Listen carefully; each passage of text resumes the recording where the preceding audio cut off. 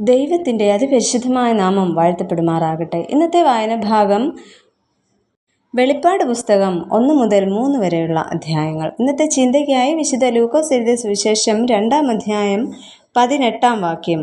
കേട്ടവർ എല്ലാവരും ഇടയന്മാർ പറഞ്ഞതിനെക്കുറിച്ച് ആശ്ചര്യപ്പെട്ടു. ഇരുട്ട് വാഴുന്ന ജീവിതത്തിൻ്റെ എല്ലാ രാവുകളെയും പകലുകളാക്കാൻ കഴിയുന്ന സൂര്യോദയമാണ് ക്രിസ്തുവിൻ്റെ ജനനം. ജീവിതത്തിൻ്റെ സങ്കടങ്ങളുടെയും വേദനകളുടെയും സംഘർഷങ്ങളുടെയും രാവുകളിലൂടെ നാം കടന്നു പോയാലും ക്രിസ്തു നമ്മിൽ ഉദിക്കുമ്പോൾ എല്ലാറ്റിലും ഒരു പ്രതീക്ഷയുടെ സൂര്യൻ ഉദിക്കുകയാണ്. ഇത്തരത്തിൽ ക്രിസ്തുവിൻ്റെ ജനനത്തിലൂടെ പ്രതീക്ഷ കൈവരിക്കുന്ന ഒരു കൂട്ടം സാധാരണക്കാരായിരുന്നു ആട്ടിടയന്മാർ. ആട്ടിൻകൂട്ടത്തെ മേയ്ക്കുകയും പരിപാലിക്കുകയും സൂക്ഷിക്കുകയും ചെയ്യുന്ന ജോലിയാണ് ഇടയൻ്റേത്. ഉത്തരവാദിത്വവും വിശ്വസ്തതയും അർഹിക്കുന്ന ഒരു ജോലി. യേശു കർത്താവും ലോകം കണ്ടതിലേക്കും ഏറ്റവും നല്ല ഇടയനായിരുന്നു. എന്നാൽ ക്രിസ്തുവിൻ്റെ ജനനം എന്തിനു വേണ്ടിയാണ് ഇടയന്മാരെ അറിയിച്ചത്? അതിന് അവർക്ക് എന്ത് മേന്മയാണ് ഉള്ളത്? ഒന്നാമതായിട്ട്, ദൈവം സാധാരണക്കാരെയും ആദരിക്കുന്നതിനാൽ. ഇടയന്മാർ 2 തരത്തിലുള്ളവരായിരുന്നു. ഒന്ന്, ഗ്രാമീണവാസികളായ ഇടയന്മാർ. അന്നത്തെ കാലത്ത് ധനവാന്മാരുടെ പ്രധാനപ്പെട്ട ധനാഗമന മാർഗം ആട്ടിൻകൂട്ടങ്ങളായിരുന്നു. അതിനാൽ അവരുടെ പുത്രന്മാരും ജോലിക്കാരും ഇത്തരം ആട്ടിടയ ശുശ്രൂഷയിൽ ഉൾപ്പെടാറുണ്ട്. രണ്ടാമതായിട്ട്, കൂടാരം മാറ്റി അടിച്ച് ആട്ടിൻകൂട്ടത്തെ പുതിയ മേച്ചിൽപ്പുറങ്ങളിൽ മേയ്ക്കുന്ന ഇടയന്മാർ. ഇക്കൂട്ടർക്കാണ് ദൈവദൂതൻ പ്രത്യക്ഷമാകുന്നത്. ഇവർ രാപ്പകൽ ആടുകളുടെ കൂടെ ഉണ്ടായിരിക്കും. ആടുകൾക്ക് തീറ്റയും വെള്ളവും നൽകും. കൂട്ടത്തിൽ നിന്നും മാറിപ്പോകുന്നവയെ കൂട്ടിച്ചേർക്കും. കള്ളന്മാരിൽ നിന്നും വന്യമൃഗങ്ങളിൽ നിന്നും ഇവർ ആടുകളെ രക്ഷിക്കും.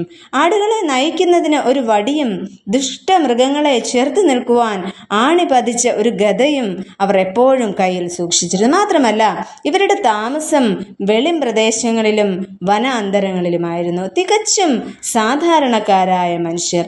ജീവിതത്തിലെ പ്രതീക്ഷകളൊക്കെ അസ്തമിച്ചവരായിരുന്നു ഇക്കൂട്ടർ. എന്നാലും ആടുകളുടെ സംരക്ഷണത്തിനായി തങ്ങളുടെ ജീവിതം പണയപ്പെടുത്തുന്നവർ ആയിരുന്നു.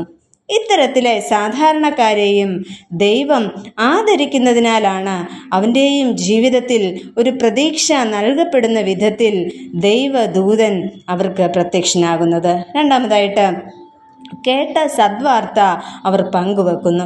പല കാരണങ്ങളാൽ ഇടയന്മാർ യഹൂദന്മാർ പങ്കെടുക്കാറുള്ള ദൈവാലയ ആരാധനയിൽ ഇവർ പങ്കെടുക്കില്ലായിരുന്നു.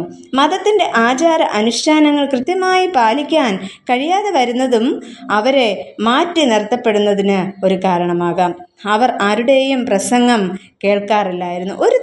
ഒരു തരം ആടുജീവിതം നയിച്ചവരായിരുന്നു ആട്ടിടയന്മാരും. എന്നാൽ ലോകത്തിന് ദൈവം നൽകിയ ഏറ്റവും വലിയ മംഗളവാർത്ത കേൾക്കുവാനുള്ള പദവിക്കായി ദൈവം അവരെ തിരഞ്ഞെടുത്തു. ഇവിടെ അവർ കേൾക്കുക മാത്രമല്ല, യേശുവിനെ കാണുവാൻ യാത്രയാകുകയാണ് ചെയ്യുന്നത്.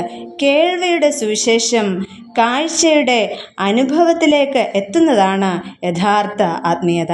മാത്രമല്ല, ആട്ടിടയന്മാർ മടങ്ങിപ്പോയത് കേട്ടതും കണ്ടതുമായ എല്ലാറ്റിനെയും കുറിച്ച് ദൈവത്തെ മഹത്വപ്പെടുത്തിയും പുകഴ്ത്തിയും കൊണ്ടാണ്. ഈ മാതൃക ഇന്ന് നമ്മിലും വിളങ്ങട്ടെ.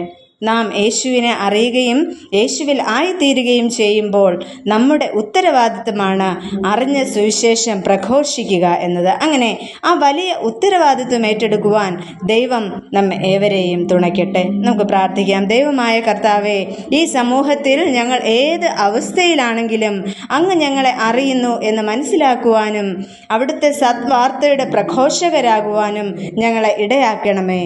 ആമേൻ.